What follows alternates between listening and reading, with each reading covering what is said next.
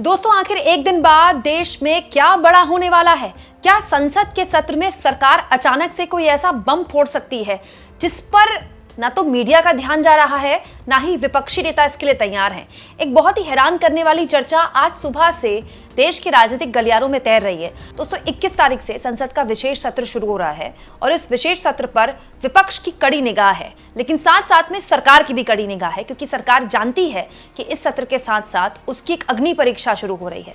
Operation सिंदूर के बाद विपक्ष लगातार विशेष सत्र की मांग कर रहा था, लेकिन सरकार ने उसकी बिल्कुल नहीं सुनी और आखिरकार मॉनसून सत्र तभी बुलाया जब बुलाना था। लेकिन अब चर्चा गर्म है दोस्तों कि एक्चुअली में सरकार कुछ बड़ा प्लान कर रही है और इतनी सीक्रेटली प्लान कर रही है कि वो फैसला, वो कदम या फिर वो चीज सीधे संसद के सत्र के दौरान ही उठाई जाएगी और ऐसे उठाई जाएगी जिसकी कल्पना मीडिया ने नहीं की थी। तो बड़ा सवाल ये कि क्या सरकार मेन मुद्दों से ध्यान हटाने के लिए, ध्यान बांटने के लिए सब कुछ करने वाली है, और आखिर वो कुछ बड़ा क्या होने वाला है जिसके बारे में मीडिया में खूब चर्चा है। सब कुछ मैं जल्दी जल्दी आपके सामने रख देती हूँ। दोस्तों, एक पॉडकास्ट है जो कि काफी वायरल हो रहा है इस वक्त सोशल मीडिया में।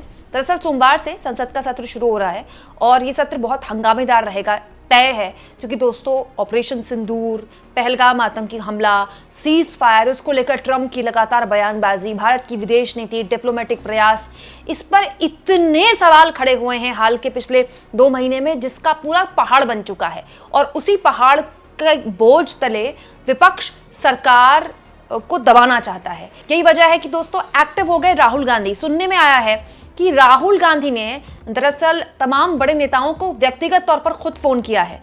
राहुल गांधी ने कम से कम 3 मुख्यमंत्रियों को खुद फोन किया है। ऐसी जानकारी रिपोर्टर्स भी दे रहे हैं। जैसे इस पॉडकास्ट में दोस्तों आज तक के रिपोर्टर राहुल गौतम, जो कि लंबे वक्त से कांग्रेस कवर कर रहे हैं, उनका ये दावा है कि राहुल गांधी ने एम.के. स्टालिन सहित हेमंत सोरेन, जो कि झारखंड के मुख्यमंत्री हैं, उनको खुद फोन किया, क्योंकि आज शाम 7 बजे इंडिया गठबंधन की बैठक होने वाली है।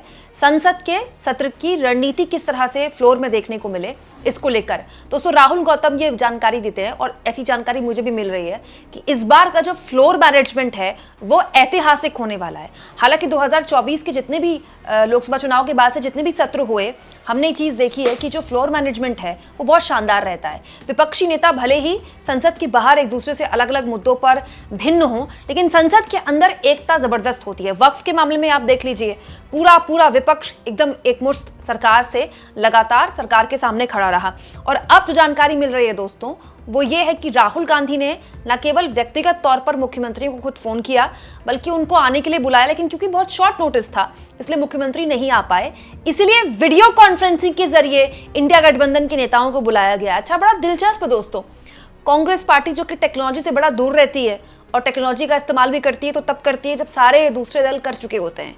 आज वो कांग्रेस पार्टी न केवल वीडियो कॉन्फ्रेंसिंग के जरिए शाम को 7 बजे इंडिया गठबंधन की बैठक को लीड करने वाली है, क्योंकि वो सबसे बड़ी पार्टी है, जाहिर सी बात है, बल्कि इसमें सोनिया गांधी भी मौजूद रहेंगे। दोस्तों, कांग्रेस की आंतरिक कोई भी बैठक होती है तो उसमें सोनिया गांधी होती हैं, लेकिन इंडिया गठबंधन की बैठक में सोनिया गांधी की मौजूदगी कांग्रेस के इस सत्र को लेकर संजीदगी दिखाता है। और राहुल गांधी का ऐसा अवतार इस बार लोकसभा के अंदर दिखाई देगा जो अब तक नहीं दिखा है। ऐसी जानकारी भी संसद कवर करने वाले रिपोर्टर्स दे रहे हैं। यानी आप कह सकते हैं कि न केवल ऐतिहासिक फ्लोर मैनेजमेंट कांग्रेस की तरफ से दिखेगा, बल्कि इंडिया गठबंधन की एक एकता दिखाई देगी, क्योंकि टीएमसी जो अमूमन अपने आप को इंडिया गठबंधन से दूर दिखाने की कोशिश करती है, वो भी इस वीडियो कॉन्फ्रेंसिंग वाली मीटिंग में शामिल हो रही है। ममता बनर्जी के नेताओं ने एक बार राहुल गांधी को रिप्लेस करने की बात कर दी थी, ममता बनर्जी को उनकी जगह रखना चाहिए, ऐसी बात बोल दी थी, लेकिन वो भी इस बैठक में हो सकता है आए शाम को 7 बजे, ऐसी चर्चा है। क्यों? क्योंकि दोस्तों ये जो बिहार में SIR हो रहा है, इसको लेकर ममता बनर्जी भी लगातार मुखर हैं और वे बात जानती है कि अगला जो टारगेट है वो पश्चिम बंगाल होने वाला है बिहार के बाद, बीजेपी का। तो जाहिर तौर पर ममता बनर्जी हर लिहाज से चाहेंगी कि उनको इस मामले में विपक्ष की एकता में वो बल दें। हाँ, लेकिन ये चर्चा लगातार दोस्तों पिछले कुछ घंटों से है और आज तक के इसी पॉडकास्ट में रिपोर्टर जितेंद्र बहादुर सिंह ने भी ये बाकायदा बोला ऑन रिकॉर्ड कि अब विपक्ष के नेताओं की तरफ से भी ऐसी चर्चाएं सुनने को मिल रही हैं कि there is something government is planning, मतलब सरकार के दिमाग में कुछ चल रहा है, कोई प्लानिंग चल रही है कि वो संसद के विशेष सत्र में कोई ऐसा बिल ला सकती है, कोई ऐसा मुद्दा ला सकती है या फिर कोई ऐसी खबर आ सकती है जिस पर पूरी की पूरी मीडिया का ध्यान चला जाएगा और पूरी की पूरी टेलीविजन मीडिया केवल इसी बारे में बात करेगी। दोस्तों, इसके पीछे बहुत सी वजहें हैं। वजह नंबर 1, जाहिर तौर पर सरकार को ऑपरेशन सिंदूर के मामले में ऐसे ऐसे सवालों के जवाब देने पड़ेंगे जिसके लिए सरकार बहुत ज़्यादा असहज हो सकती है, एम्बैरेस हो सकती है। और वजह नंबर 2, अगर इस मामले में बहस पर विपक्ष एकजुट हो गया और सरकार को बहस करानी पड़ गई, विपक्ष किसी भी हाल में केवल राजनाथ सिंह के बयान तक वो नहीं माना, उसने कह दिया कि इस पर तो बहस आपको करानी पड़ेगी और बहस हो गई, तो फिर सरकार के लिए बड़ी अजीब सी स्थिति हो जाएगी। तो हो सकता है कि ऐसा कुछ पहले से ही प्लान किया जाए कि एक सरप्राइज एलिमेंट आ जाए। वैसे दोस्तों, इस सरकार में सरप्राइज एलिमेंट एक नॉन सरप्राइज चीज़ है। मुख्यमंत्रियों के नाम ही पर्चियों से आते हैं, वो भी एक सरप्राइज एलिमेंट होता है। अलग अलग बिल सरप्राइज एलिमेंट होते हैं। तो ऐसे बहुत से बिल, जैसे आपने देखा होगा वक्फ संशोधन कानून को लेकर पिछले से पिछले संसद सत्र में खूब चर्चा हुई, पूरे की पूरे सत्र में उसी पर चर्चा हुई, लेकिन फिर वो जेपीसी में भेज दिया गया। उसकी वजह से उस सत्र में दूसरे मुद्दे नहीं उठ पाए।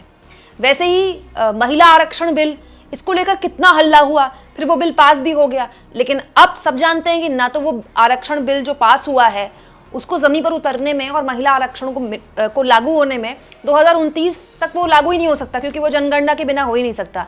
लेकिन ऐसा करके सरकार अपनी हेडलाइन बना लेती है, उन मुद्दों से ध्यान भटका लेती है जो मुद्दे उसको परेशान कर सकते हैं।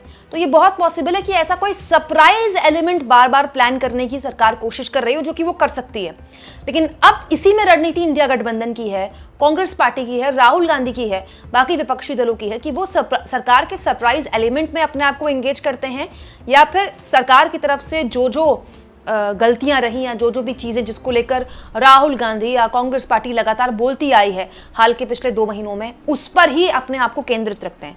इसीलिए दोनों तरफ से बड़ी कड़ी तैयारी की जा रही है, दोनों तरफ से। मतलब इधर इंडिया गठबंधन इसीलिए शाम को 7 बजे एक हाई लेवल वीडियो कॉन्फ्रेंसिंग के जरिए मीटिंग बुला रहा है। इस मीटिंग में भी तमाम बड़े लोग मौजूद होंगे और इसलिए दोस्तों सत्ता पक्ष की तरफ से भी काफी सीक्रेसी बरती जा रही है। हालांकि ये सीक्रेसी बहुत लंबी नहीं चलेगी, ये जो राज है अगले 48 घंटे में खुल जाएगा, क्योंकि 21 तारीख से तो संसद का सत्र शुरू ही हो रहा है। लेकिन कहने वाले ये कह रहे हैं कि शायद यही वजह है कि सत्र को आगे भी इसलिए बढ़ा दिया गया है और ये पूरा 1 महीने का सत्र कर दिया गया, क्योंकि सरकार कोई ऐसा बिल ला सकती है जिसमें सरकार चाहेगी कि बहस हो। और दोस्तों, ये जो सरप्राइज एलिमेंट की बात कही जा रही है, ये कोई नई बात नहीं है। आपको याद होगा जब अडानी के मुद्दे को लेकर, जब अडानी पर अरेस्ट वारंट इशू हुआ था अमेरिका की एक अदालत ने, तो भारत में संसद का सत्र चल रहा था। राहुल गांधी ने इस मुद्दे को बड़ी प्रमुखता से उठाया था।